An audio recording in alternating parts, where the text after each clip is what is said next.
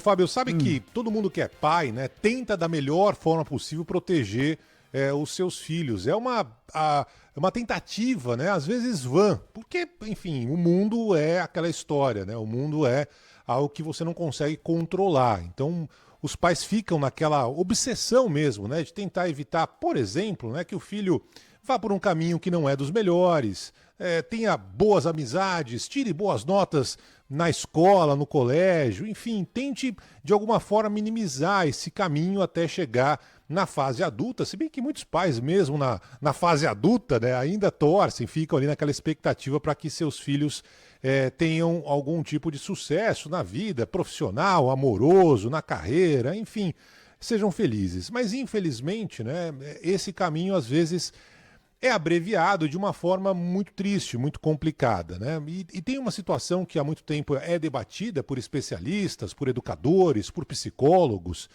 que é o uso da internet e agora, mais recentemente, das redes sociais entre os mais jovens. Um assunto que está muito em discussão no Brasil. A gente está vendo uma discussão no Congresso brasileiro agora, depois especialmente daquela provocação que o youtuber, né, o Felco acabou fazendo e tudo mais.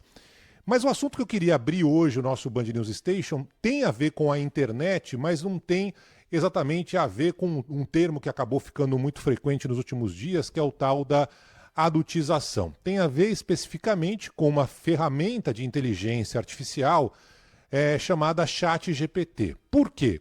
Porque aqui nos Estados Unidos, os pais de um adolescente que acabou se matando, eles estão processando a OpenAI, que é a dona, a criadora do ChatGPT.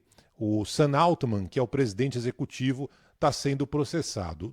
Nesse caso específico, os pais de um adolescente chamado Adam, o Adam Rain, 16 anos de idade, ele morreu em 11 de abril, depois de ficar conversando por meses com o ChatGPT. Ele se matou, né?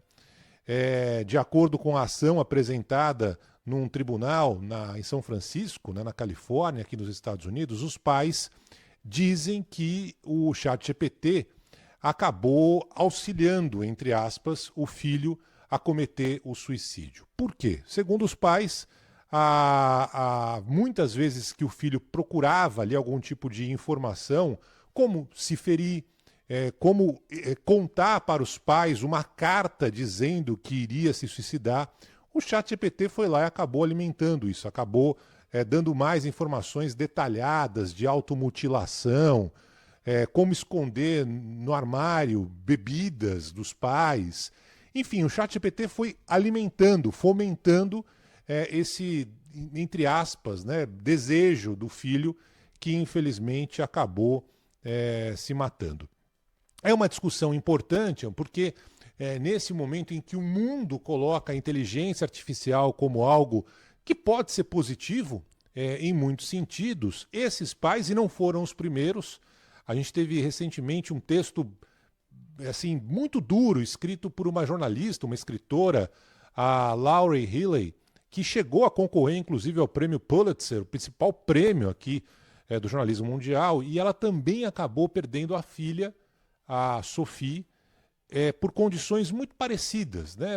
Ela ia lá utilizando o ChatGPT, entre aspas, como um amigo virtual, e essa plataforma, a inteligência artificial, ia alimentando essas possibilidades dessas crianças, adolescentes, enfim, cometerem um suicídio, até que de fato isso aconteceu. E é um debate importantíssimo nesse momento, porque o ChatGPT e outras ferramentas de inteligência artificial estão sendo usadas à torta e à direito para qualquer tipo de fim, né? Então, você precisa de alguma informação, vai no ChatGPT. Você precisa de um texto, vai no ChatGPT. Você precisa, sei lá, saber como é que faz a prova da escola, procura o ChatGPT.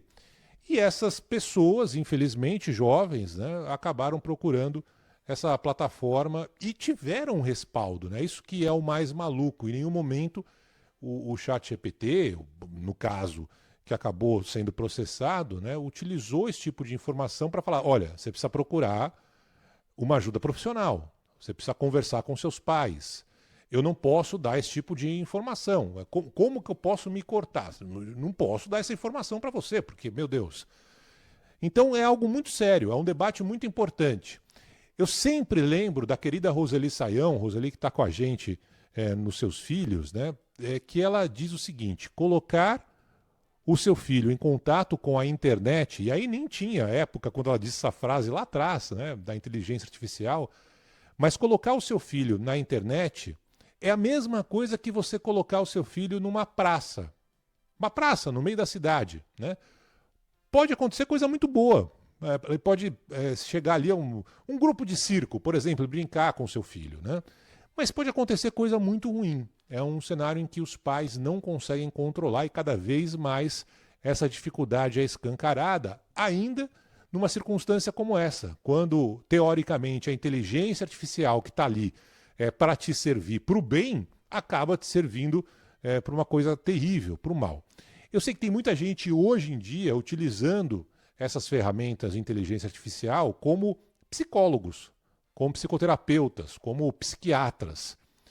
E não é assim que a banda deveria tocar, como nesse caso específico, em que esses pais acabaram processando a ferramenta, a OpenAI, depois que o filho de 16 anos morreu num suicídio que foi, digamos assim, auxiliado, ajudado por essa ferramenta chamada ChatGPT. Claro que a tecnologia pode ajudar de muitas formas, mas nesse caso a tragédia aconteceu e por isso o processo está rolando aqui nos Estados Unidos. Vamos ver se a ferramenta vai ser alterada.